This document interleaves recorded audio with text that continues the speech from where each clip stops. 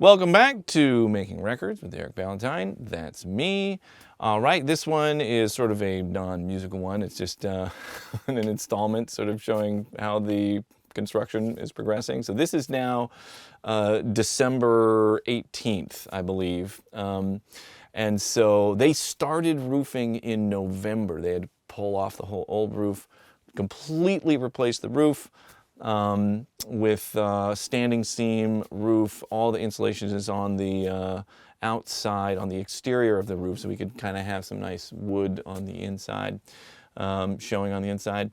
So there's like 2 layers of 4-inch polyiso insulation in there. And it's just kind of crazy. I mean, you know, that they do this work in the winter in Vermont. Like, it's insane. It's freezing cold, but you know, you'll see me just talking about the schedule, sort of the realities of, you know, what construction is. Everything always takes longer than you think. But yeah, so check it out. What's the update? Well, yeah, they probably need at least another month to finish the roof. And there's a question about the basically siding. Yeah, the edge. It's not like the exterior siding of the building. It's that blocking at the end of the roof. And so it could either be all metal, but that would probably cost more. Or they can just fill it in with wood, and then we paint it Or cover it or whatever. Yeah. Got the carpet. Finally. Yeah. I'm a little bit confused as to why there are 3. There's only supposed to be 2. Huh. Yeah. How are you feeling? I feel good. You know, I think they can start demolition on the inside. Yeah, he feels like by January, definitely both roofs will be completely covered and watertight, so it won't be snowing inside anymore. And they can start the demolition. I don't think it really slows down the overall timeline any. You know. Good. It'll be easier to keep it warm in there. Good. I had Oh my God. Oh my God. that came. This next bit, just a nice little break from the action. This was, I'm sort of pond obsessed. I've talked about this a little bit in the past, but so in the summertime, I try and put fish in the pond so I can fish in our little pond. In the wintertime, my big, mission is to get skatable ice on our pond. I've been getting better at it. This year I think it's especially good. But this is back 2020. I was still kind of getting my pond ice skills together, but we actually got it together. And lo and behold, my wife is actually a really good ice skater, so you can check that out. Look at Mama go! Oh my God! Woo! You're an ice princess! Woo! Did you see that, Boo? Did you see that? Wow, that's beautiful. Yeah! That's beautiful, Mom. You're flying. You're flying. Feels good. It's bumpy as fuck, though. Yeah. I mean, it's really bumpy. Sorry, it's bumpy as the dark side of the moon. Yeah. All right, so here it's just the continuing saga of the roof. You can see I'm filming from our bedroom window across the river to where the barn is, and you can see these poor gentlemen out there on the roof in the winter shoveling snow off it, and I sort of explain about that a little bit. It's just totally nuts. Well, it's January 20th, and they're still working on the roof. We're gonna do a zoom here. This is how it goes in Vermont. Whether it's snowing or not, you still gotta put a roof on. So there they go. And this process starts, they told me, they spend about 2 hours of the beginning of the day just removing snow from the roof each day. It's totally nuts. All right, in this next clip, I ran into an odd problem. There was these huge heating oil tanks. They were full of heating oil, and I had to figure out what to do with the oil. You can't just dump it, and nobody wanted it, and I'd have to pay people to take it away, and it's actually quite expensive. So, you'll see, I came up with a solution. And walk around a little bit, you can see at this time, this is in January, January 21, and this was after the demolition had been completed, so you can actually see the interior of the building totally cleared out except for some support columns and stuff like that. And I talk about my adventures trying to deal with heating oil. It had to be done. All right, so quite a bit's happened here. This place has been totally gutted. All the demolition is done. Here, you can see it's all cleared out now. Pretty amazing. The team that came in here, this guy Tyler Demas and his construction crew, just totally kicked ass. It was pretty incredible. This is still all the equipment for the roofing people. They're actually putting metal on the roof now. The sound that you hear in the background is the sound of oil being pumped from 3 huge 275-gallon heating oil tanks into some barrels. The kind of things you have to deal with out here.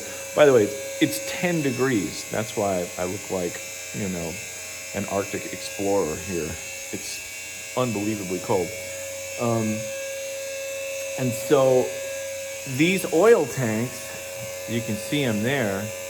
I'll get a little closer in a second. It's just super noisy. We're totally full. So it's like, you know, 275 gallons times 3. It's over 800 gallons of heating oil. And it's been sitting in there for 20 years. And so nobody would even take it. It can't be resold. And so I got to figure out how to deal with it so I can get these tanks out of the way, because that's supposed to be a hallway. And those tanks aren't going to work there. So I'm transferring it all into these 55-gallon drums, and then I'll just transfer it from those into the oil tank that we have at the house, and we'll have heating oil for probably the next 1.5, 2 years or something. But, you know, I had to come with a whole inline pump system to get it over there. It's going to get noisy, but this is what's happening.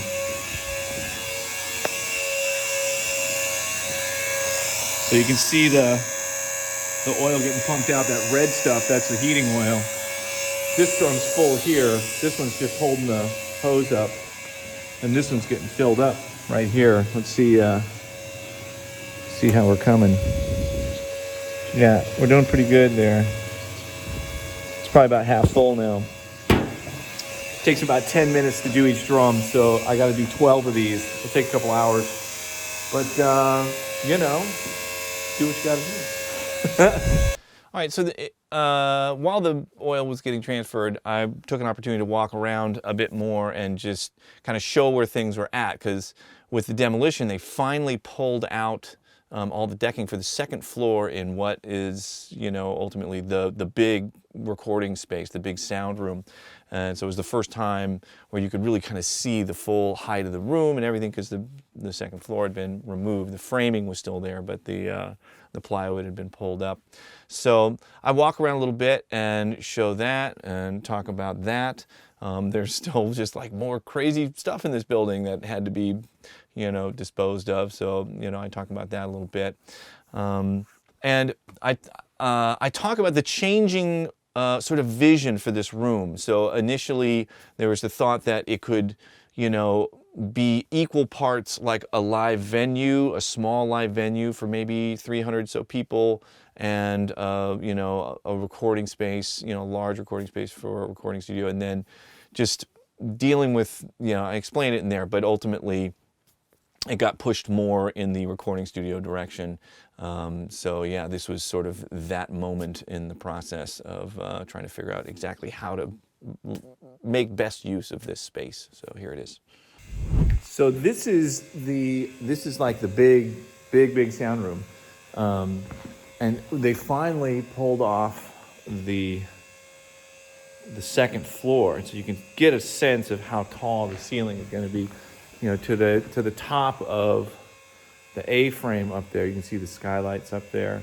It's about 30 feet from where I'm standing, the floor I'm standing, all the way up to the top. So it's going to be just a beautiful, big open space in here. And they've got most all of this stuff out. There's a few lingering issues in here, and we have to figure out some structural stuff. This wall, this framing right here is part of what's holding up the roof, supporting the roof. There's a big steel beam there, and then this big support beam there. So I was a structural engineer, a guy named Chris Hill, that's helping out, figuring out how to do all that stuff. There's these columns up there that hold up the roof, and that gets transferred to these big beams that sit on this wall. So this wall is coming out, or this framing is coming out, and we can only do that once we have the materials available to reinforce these columns that hold up the roof. So that's still yet to be done. There's this huge, meat freezer thing in here. It's massive. Like, you can walk inside this thing.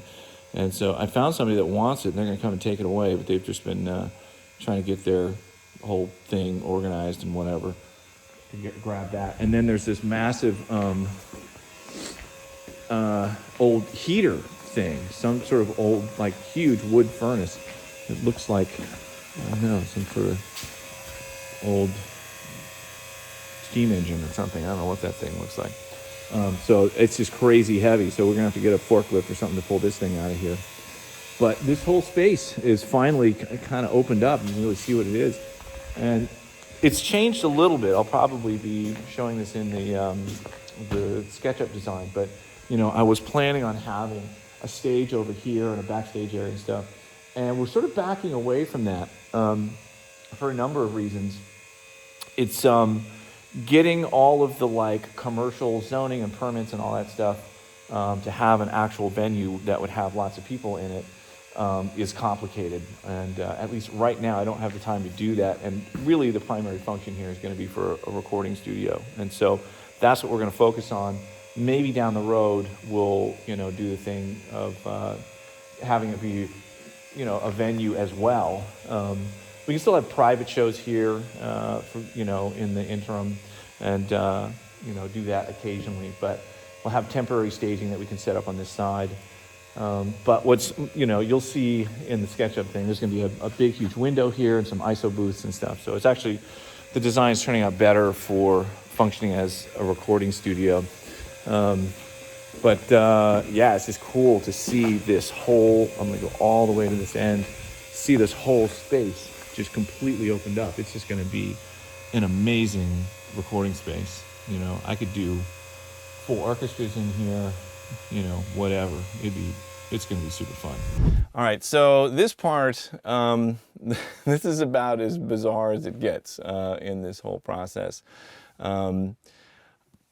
I had to deal with an airplane hangar door. The previous, the person that built this barn was kind of this nutty thrill seeker guy, and he at a certain point used the barn for parking his airplane. There was an airstrip in this big field, and so he could fly his plane in and then park it in the barn.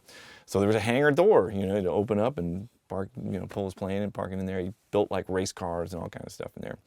And so I had to get rid of the hangar door, sadly, as cool as it was. And it was just, another one of the crazy things along the way. It's I had to figure this thing out. You'll see where the complications came in.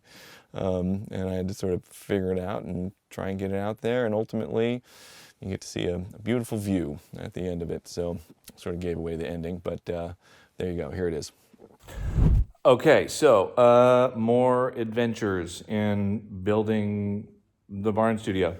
So today's adventure is that there's this giant hangar door. Look at this thing. Here, let me get out of the way.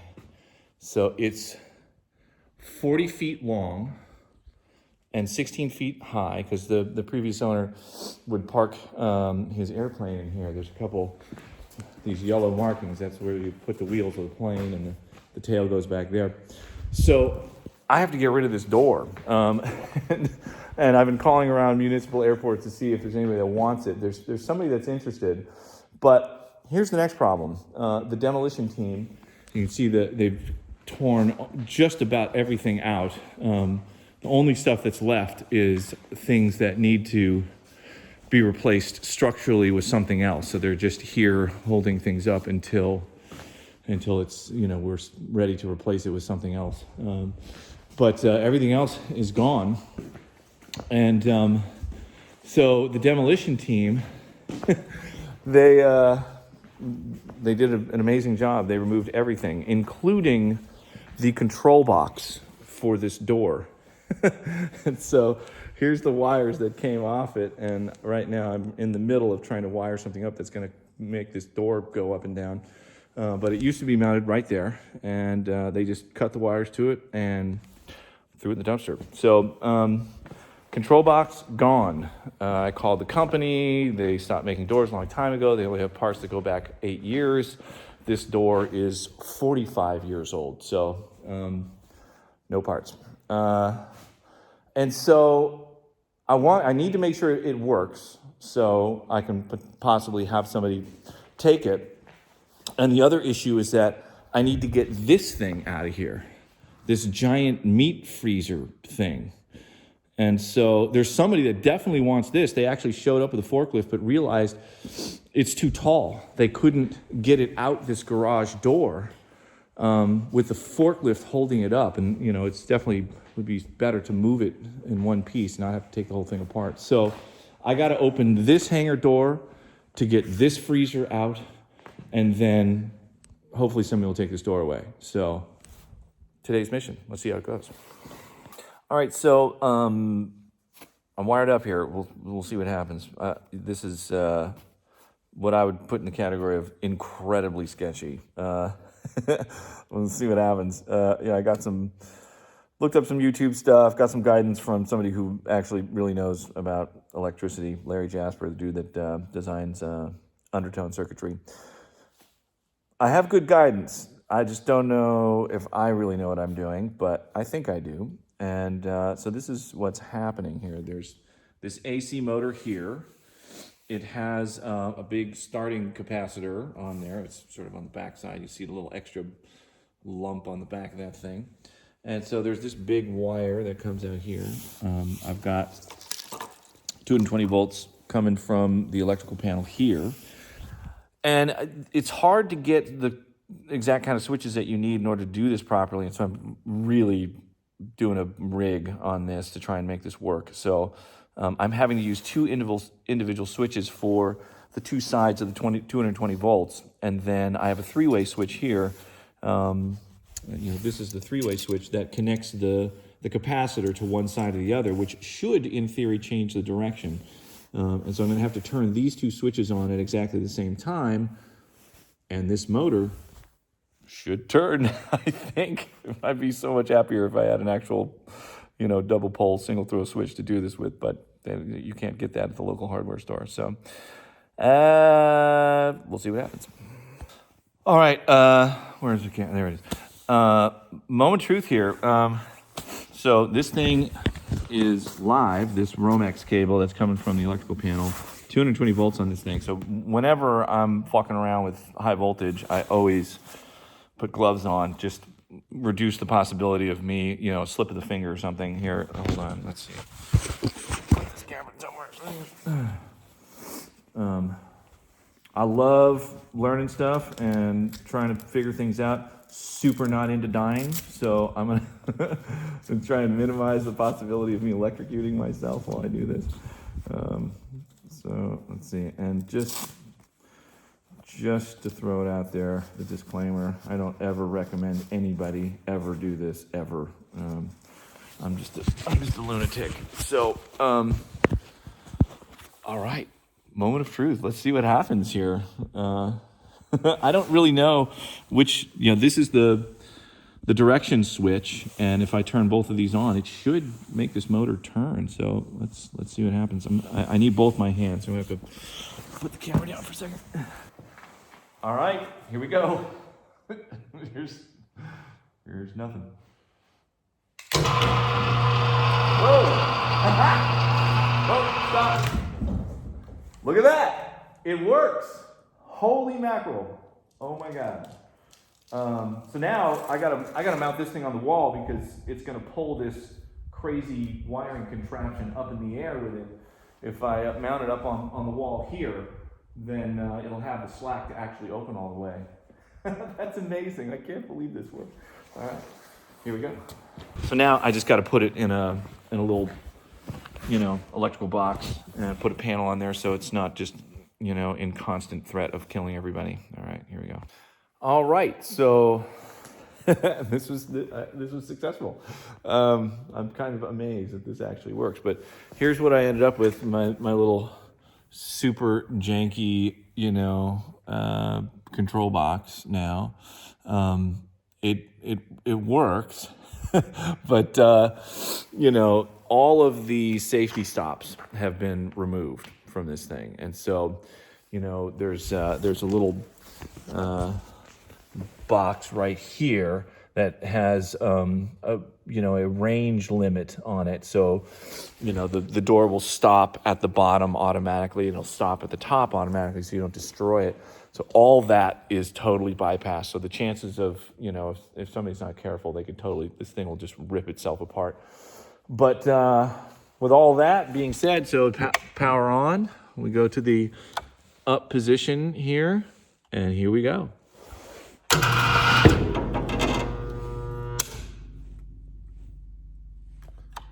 Oh, there you go. One of the other safety stops was this cutoff switch right here. Okay. Let's do this again. Oh, man. Holy fuck. Down. Yeah. So just release some of that tension there. Okay. Yeah. Okay. So here we go. There's actually a lock on this door. It's this big lever right here. So you go like that, and that releases this clamp that's on both sides. Oh, this big network of cables. And then, okay, so we'll go set it to up, power on, and then here we go. And I have to sort of guide this cable as it goes up, just to make sure it doesn't get hung up on anything. And here it comes. Woohoo!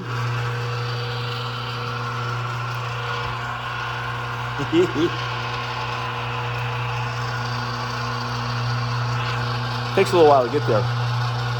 We definitely considered the possibility of keeping this door. That it would be a cool thing to have, but it would be impossible to keep it warm in here in the winter with this thing, to actually weatherproof this door. And it just doesn't seem like it'd be worth it ultimately. But man, when you open this thing all the way up, it's a pretty sweet view.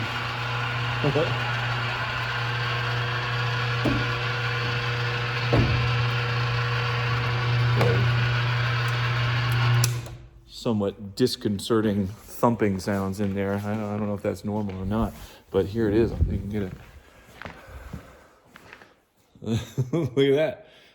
Big enough to drive a plane through. There you have it. There's episode 2, all about roofing, heating oil, and a hangar door. Sorry, not a lot of music in there, but we're working towards it. We're trying to get there. So next episode, I'm just checking my notes here, and it looks like it's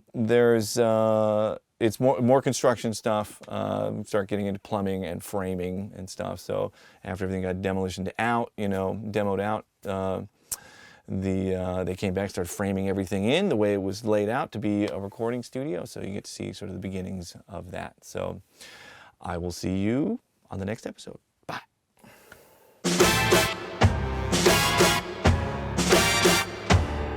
Bye.